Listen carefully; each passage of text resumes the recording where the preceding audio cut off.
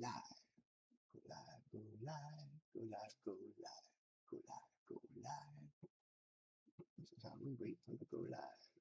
Go live, go live, go live, go live, go live, go live, go live, go live. There we are. Hello, lives. Go live. Hello, people. So today is Testify Tuesday. Yep, Testify Tuesday. It's a great day indeed, isn't it? And so, yeah, there comes a moment in everybody's life where they look back and think, hey, Alicia, I sure as hell don't want to go through that again. Because I know we all have been there. We've all been there. We've all been at that moment where we don't want to go back and do that again. Because we've had all parts in our life where it just was that bad that it's just like, you know what? Thank God that's over. Thank God we got through it. Thank God that's done and it's behind us. And well, tonight, with it being Testify Tuesday, I want to talk about something a little bit deeper, because that's not you. You're not your worst season. See, you're not the moment you broke. You're not the moment that you fell to the wayside. You're not the moment that you made that mistake. You're not that moment that you feel like you're completely, utterly don't want to relive again. You're not that person. That chapter view is already past. It's gone. It's history. It's history. That version of you that was fighting those battles that nobody saw, it was real. It was real. But it wasn't final, because you're here now.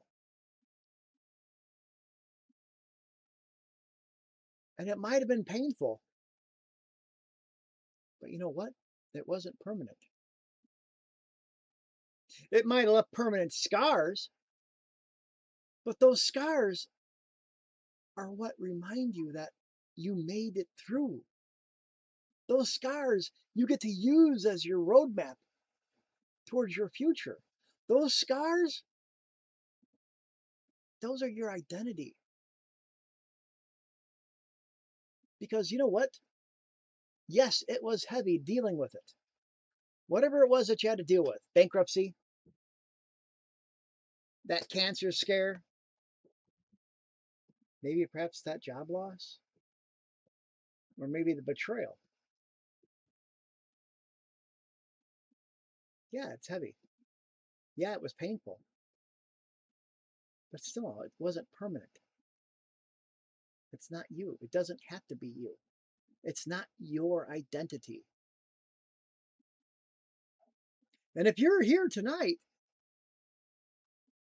breathing, listening, that means that the worst moments in your life failed. Yeah. Those worst moments of your life failed at breaking you. Those worst moments of your life failed at knocking you down. Those worst moments of your life didn't destroy you. They developed you. They made you stronger. Because they tried to inconvenience you. I'm not going to lie there.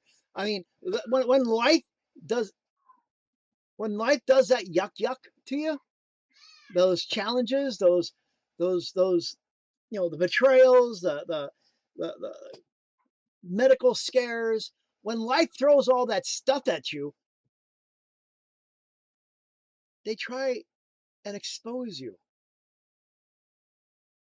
not your weaknesses, but how strong you are. Because your endurance is quiet. Endurance doesn't brag. It doesn't go around posting about whatever. It doesn't even announce itself. It's a part of you that knows when to stand back up after you've been knocked down. It's a part of you that kept going when you had every reason to stop, when you had every reason to crawl in a corner and just game over. Because when you were tired, endurance stood up. When you were overwhelmed, endurance said, hey, let's keep moving. When you were misunderstood, endurance said, it's okay. One more step.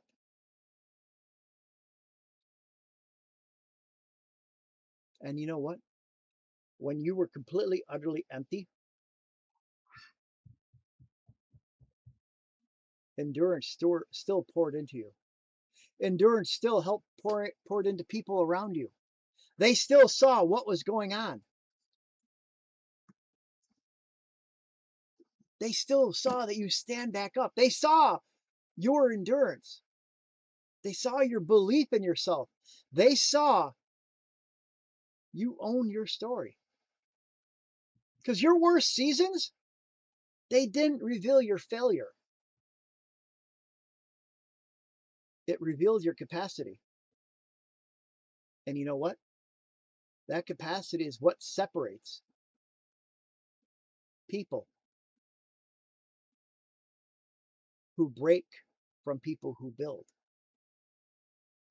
That capacity is what separates the builders and the people who just fall off the wayside. So the question after yourself, who are you? Are you a builder or are you one of them couch monkeys? Because I love metaphors. And I'm gonna give you one that fits this moment nicely. Because see, a storm doesn't ask for permission. I just updated my website and I actually put on there on the very front page of my website. If you go to it, you can find it in my bio. I actually put on there a 50-second clip of one of my best speeches in front of a group of small people. But anyways, long story short, in that quote, it talks about how life will throw challenges at you, how life will unexpectedly throw challenges at you. And that the storms in your life don't ask for permission. They just show up. They don't come nicely. They don't schedule their visits. They're not nice. They're not welcome. And they're definitely painful. They show up uninvited. And they do rearrange your life. But the part that people miss, storms aren't just hurricanes and tornadoes that go around ripping off houses and small world islands. Storms don't just destroy. They also reveal what was built correctly. Because how many people have seen the horrendous tornado damage in southern Illinois and southern Indiana and in Iowa and Ohio and Ohio, or Detroit in the last few weeks, where they show all these buildings are destroyed and stuff like this. And meanwhile, in the midst of all that cluster, there's a house that's still right there, standing. Or better yet, there's a video of a guy who was inside of his house. He was inside of the house. And the whole house was just destroyed around him. And he's just standing there like, wow. I'm still standing here in my house, but my house isn't here. See, storms don't just destroy things, they reveal what is strong. And those storms that you've lived through them. You might have been knocked down. You might have been thrown around the ground a lot. You might have been bruised and scratched and God knows what else, but you got back up and you're still here. You're still breathing. And as long as you're still breathing, you still have battles. You've still got a dream in you. You've still got a purpose in you. Because if you're still standing after any storm that hits you, that means you were built for more than what has tried to break you. You didn't survive because you're lucky. You survived because you're stronger than a storm. You don't have to like the storm. You just have to outlast it.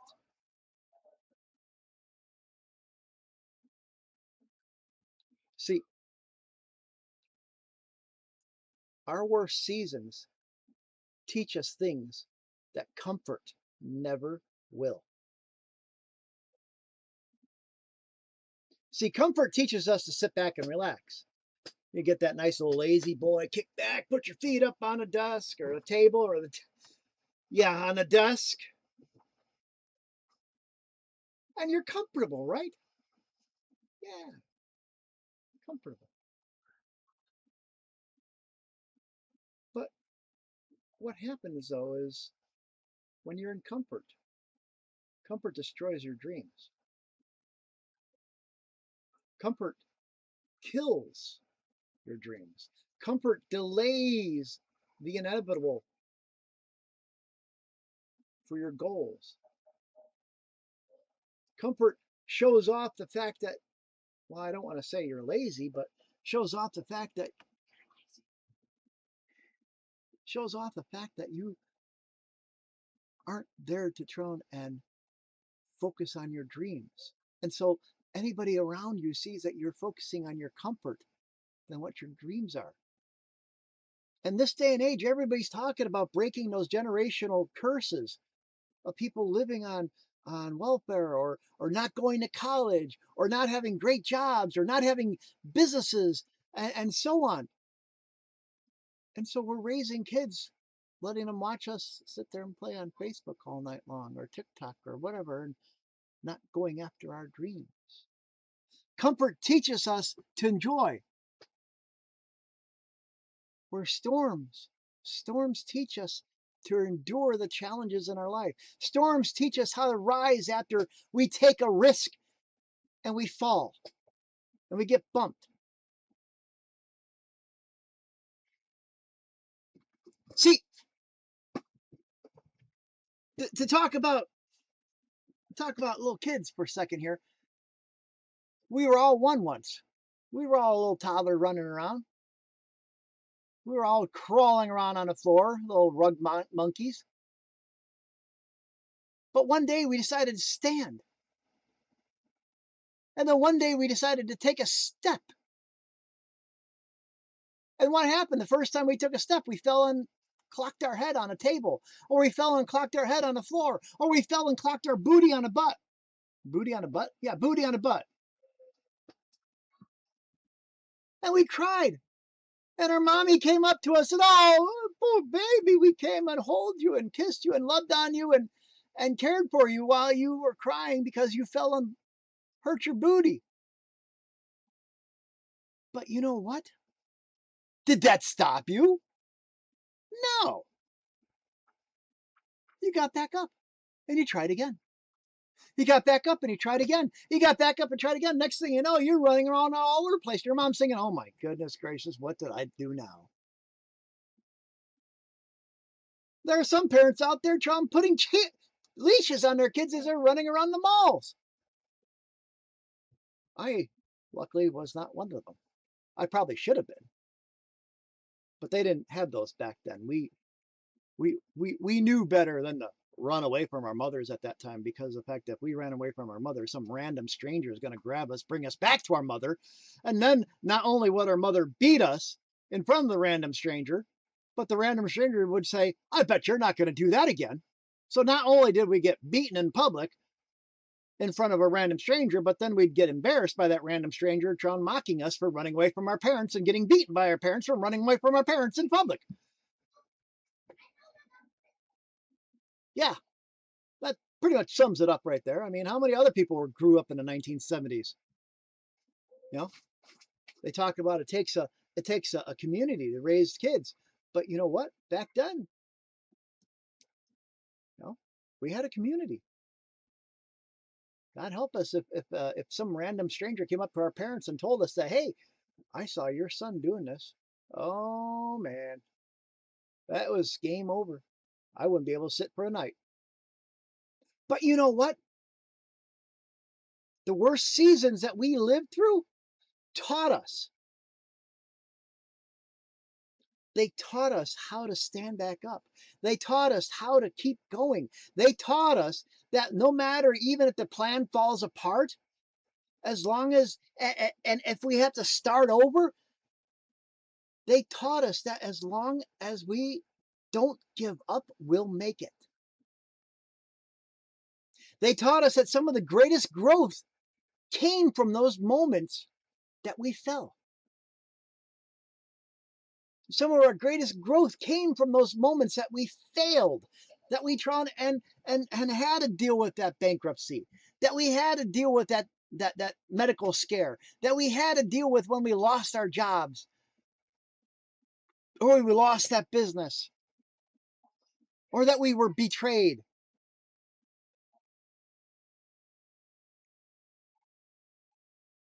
Because see, our growth comes from those seasons that we would pray would end. And believe me, I know some of us, we pray all the time that, oh, if only I could get past this, if only I could get past this. Please, God, let me get past this slow season of being the brand new motivational speaker. Let the word go out there, God. Let me get past this. Please, God, let me get through this internship of being in school. Please, God, let me get over the fact that my best friend betrayed me, or my girlfriend betrayed me, or my business partner betrayed me. Please, God, let me get past that bankruptcy. We all pray to whatever God we may believe in. We pray in some way or another. And you know what? That prayer is what brings growth to us. We pray for those seasons to end, and they do end. We don't just survive it. We become something stronger because of it. See, that's the moment right there. You don't just survive. You become.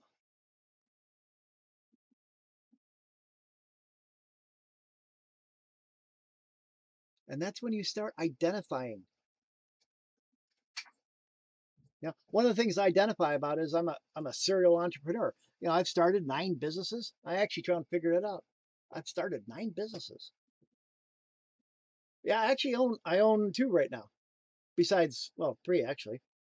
So I own a communications company, a nationwide communications company that does security camera installations and stuff like that.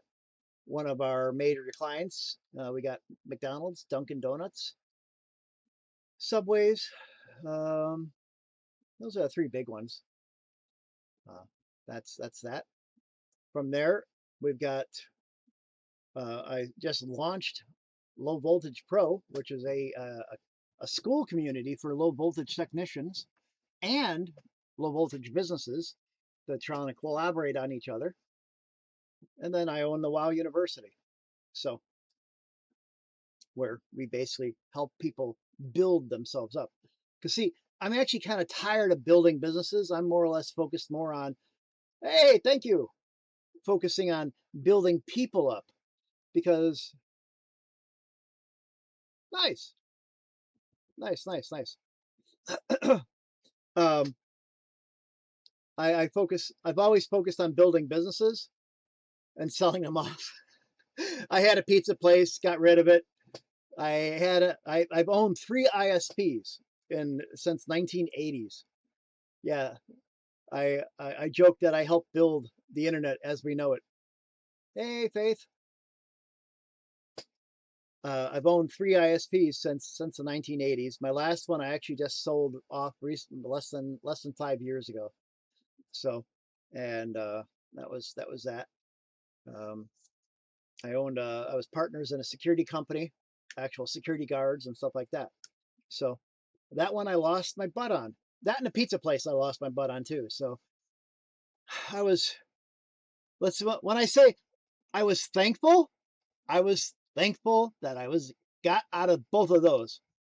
My biggest success is this Main Street Communications business that I have now. I mean, we've been going for 26 years, so and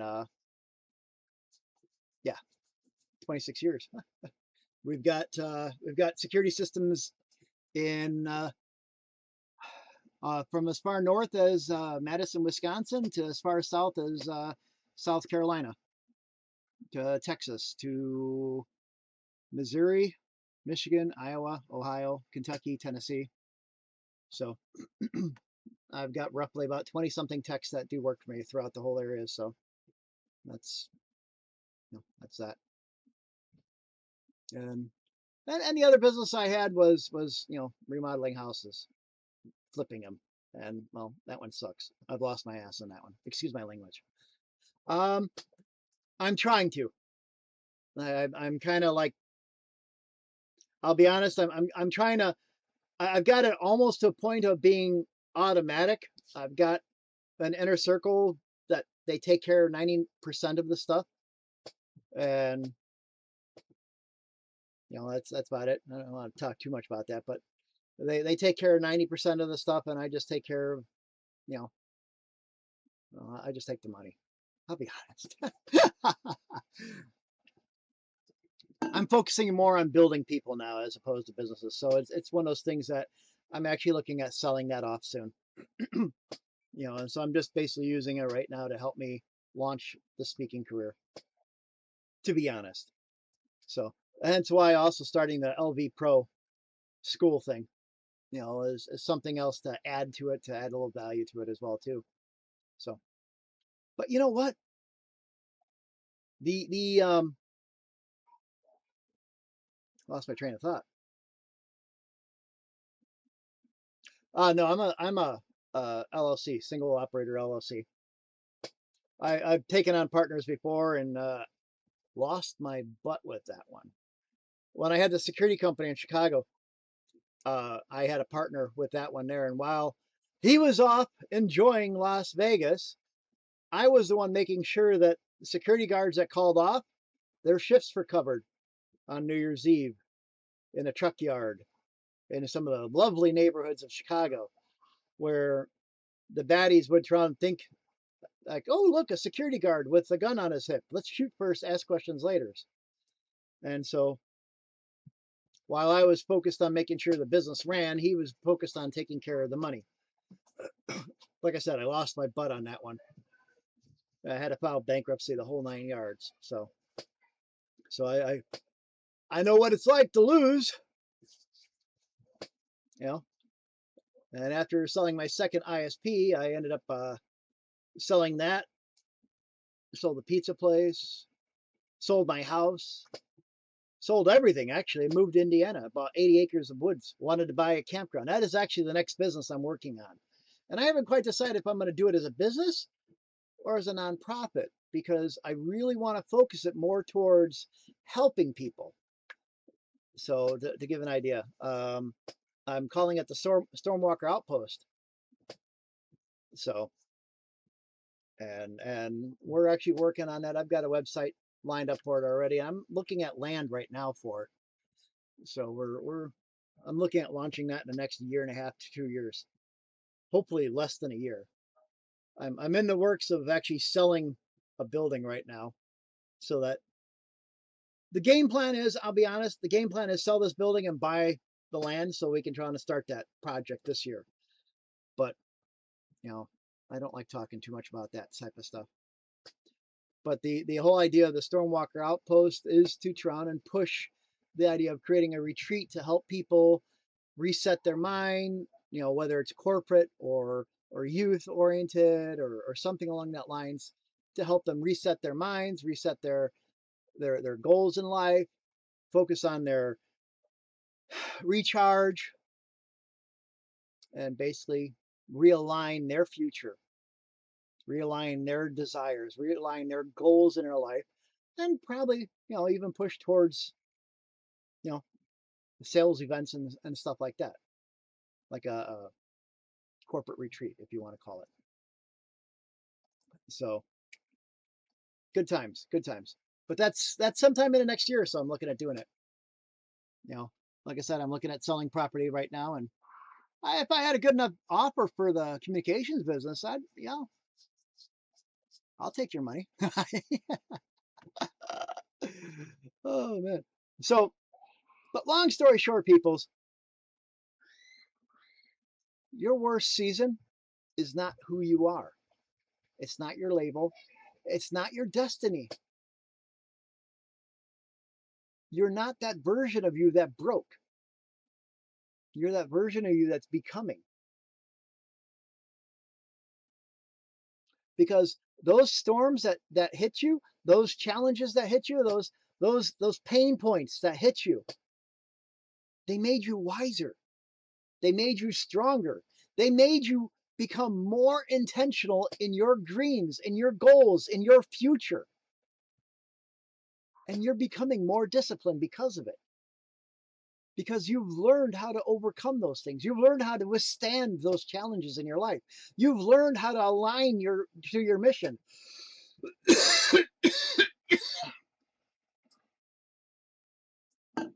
You've learned how to align your mission. You've learned how to try and align towards your goals in life. Because that identity isn't tied to your past. That identity is tied to who you want to become. That identity is tied to what's healed you. Because transformation doesn't happen when life is easy. I'm sure you've all seen snakes molt or tarantulas molt or any of those other butterflies that try and go into a cocoon and molt. Do you think coming out of a cocoon feels good? I remember as a kid watching a butterfly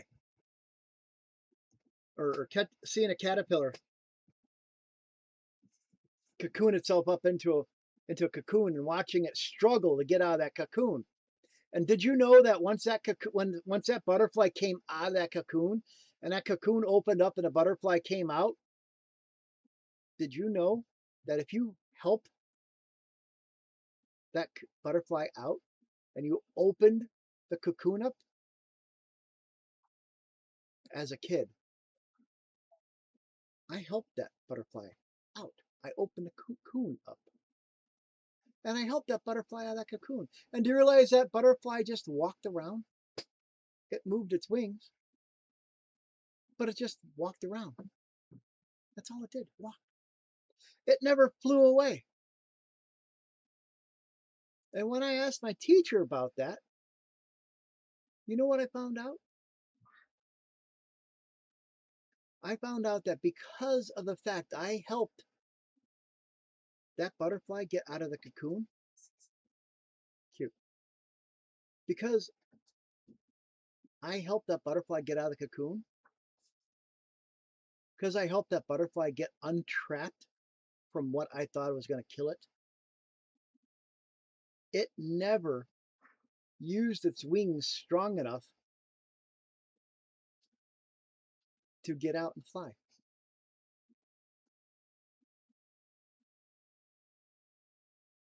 So once it was out, the wings weren't strong enough for it to fly away.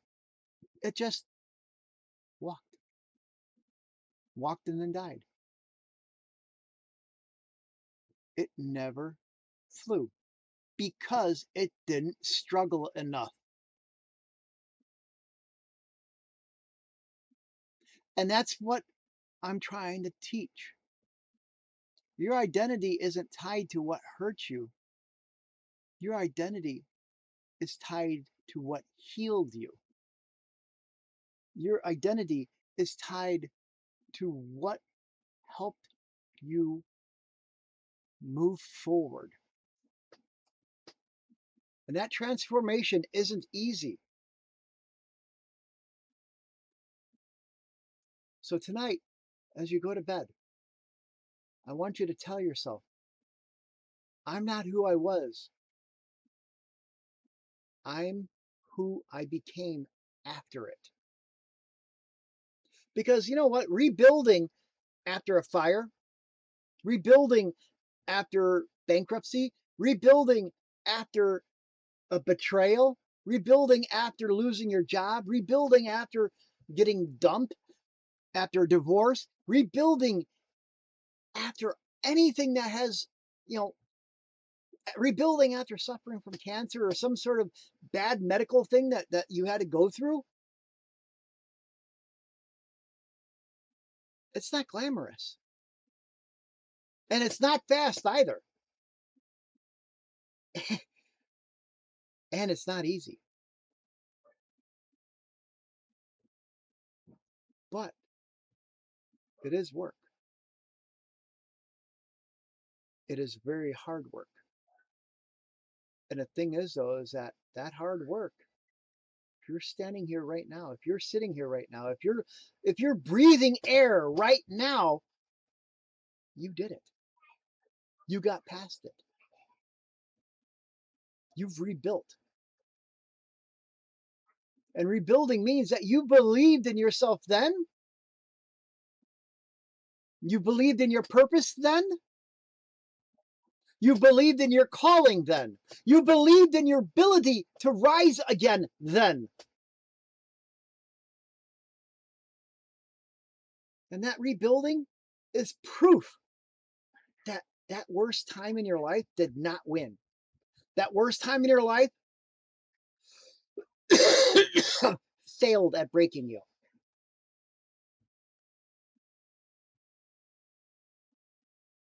And that rebuilding doesn't begin with a hammer.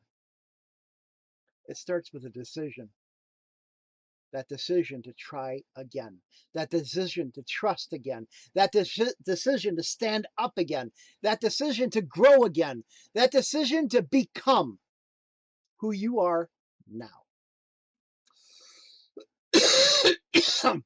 Because you believed in yourself then, and you still do.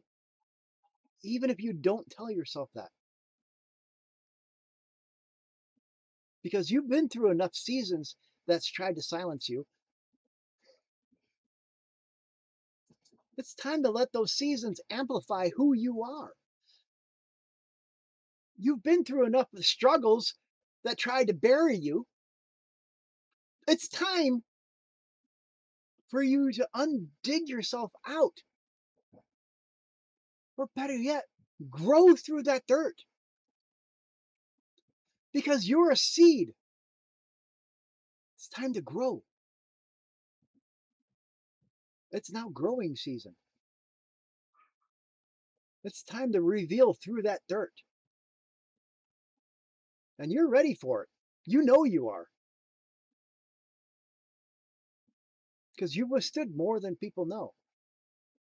You've owned more than people seen. And now it's time for you to believe in yourself again. In a way that nobody can ignore. Thanks, Sanity. It's time to step up and believe in the fact that your next move will be your loudest one yet. Because whether you're trying and stepping up and overcoming those ashes that tried burying you, realize you're not buried, you're planted. And ashes make great fertilizer. Thank you very much and have an excellent evening, everybody.